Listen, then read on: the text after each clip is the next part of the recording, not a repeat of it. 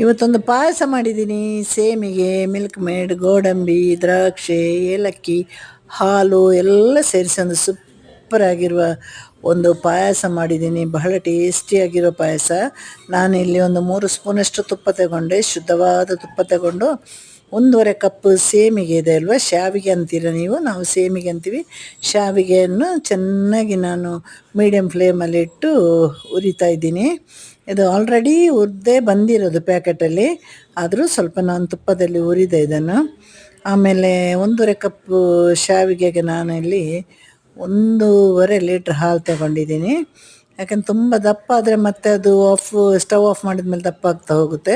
ಹಾಗಾಗಿ ನಾವು ಸ್ವಲ್ಪ ಹಾಲು, ಅದರ ಜೊತೆ ನಾನು ಸ್ವಲ್ಪ ನೀರು ಹಾಕಿ ಇದನ್ನು ಚೆನ್ನಾಗಿ ಬೇಯಿಸ್ತಾ ಇದ್ದೀನಿ. ಇವಾಗ ನಾನು ವಿದೌಟ್ ಶುಗರಲ್ಲಿ ಮಾಡ್ತೀನಿ. ಶುಗರಲ್ಲಿ ಮಾಡಿದರೆ ತುಂಬ ಆರೋಗ್ಯಕ್ಕೆ ಕೆಟ್ಟದ್ದು, ಯಾವಾಗಲೂ ತಿನ್ನಬಾರ್ದು ಶುಗರು.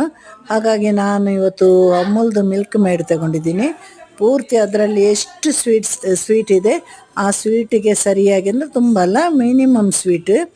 ಈ ಮಿಲ್ಕ್ ಮೇಡಲ್ಲಿ ಏನು ಸ್ವೀಟ್ ಇದೆ ಅಷ್ಟು ಸ್ವೀಟ್ ಮಾತ್ರ ಇರೋದು. ಅಂದರೆ ಸಕ್ಕರೆ ಹಾಕಿ ಮಾಡ್ಬೋದು, ಅಷ್ಟು ಸಕ್ಕರೆ ನಾವು ತಿನ್ನಬಾರ್ದು ದಿನನಿತ್ಯ. ಈಗ ನೆಂಟರು ಬಂದಮೇಲೆ ಸ್ವಲ್ಪ ಸಕ್ಕರೆಯಲ್ಲಿ ಆಟ ಜಾಸ್ತಿ ಆಗಿದೆ ನಮ್ಮದು.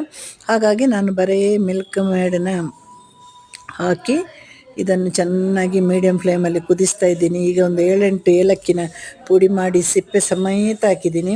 ಏಲಕ್ಕಿ ಯಾವಾಗಲೂ ಹಾಕುವಾಗ ನಾವು ಅದನ್ನು ಸಿಪ್ಪೆ ಸಮೇತ ಹಾಕಿದ್ರೇ ಚೆನ್ನಾಗಿ ಘಮ ಘಮ ಅಂತ ಅನಿಸೋದು. ಇವಾಗ ನಾನು 1 ಸ್ಪೂನ್ ತುಪ್ಪಕ್ಕೆ ಇಲ್ಲಿ ಗೋಡಂಬಿ, ದ್ರಾಕ್ಷಿ ನಮಗೆ ಎಷ್ಟು ಬೇಕಷ್ಟೇ, 4 ಆದರೆ 4 ಹಾಕಿ, ಜಾಸ್ತಿ ಆದರೆ ಜಾಸ್ತಿ ಹಾಕಿ, ನಿಮ್ಮ ಹತ್ರ ನಿಮಗೆ ಹೇಗೆ ಮನೇಲಿ ಇದೆ ಹಾಗೆ ಹಾಕಿ.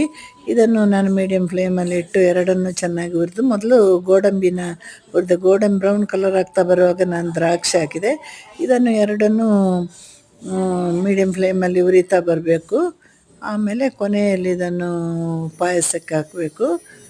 ಎಲ್ಲರೂ ಈ ಪಾಯಸವನ್ನು ಮನೆಯಲ್ಲಿ ಮಾಡಿ ನೋಡಿ, ತುಂಬ ಟೇಸ್ಟಿಯಾಗಿರುತ್ತೆ. ಬೇಕಂದರೆ ಬಾದಾಮಿ ಕೂಡ ಹಾಕ್ಬೋದು. ಹಾಗೆ ತುಂಬ ಟೇಸ್ಟಿಯಾಗಿರುತ್ತೆ. ತುಂಬ ದಪ್ಪ ಮಾಡಲಿಕ್ಕೆ ಹೋಗಬೇಡಿ, ಆಮೇಲೆ ಸ್ವಲ್ಪ ಹೊತ್ತಾದ್ಮೇಲೆ ದಪ್ಪ ಆಗುತ್ತೆ. ಹಾಗೆ ಎಲ್ಲರಿಗೂ tata bye, see you, have a nice day. ನನ್ನ ವೀಡಿಯೋಗೆ, ನನ್ನ ದೊಡ್ಡ ದೊಡ್ಡ ವೀಡಿಯೋಗೆಲ್ಲ ಸಪೋರ್ಟ್ ಮಾಡಿ, ನಮ್ಮನ್ನು ಒಂಚೂರು ಬೆಳೆಸಿ, ಪ್ಲೀಸ್ ಪ್ಲೀಸ್ ಪ್ಲೀಸ್. ನೋಡಿ, ಪಾಯಸ ಮುಗೀತು, ಪಾಯಸದ ಕತೆ.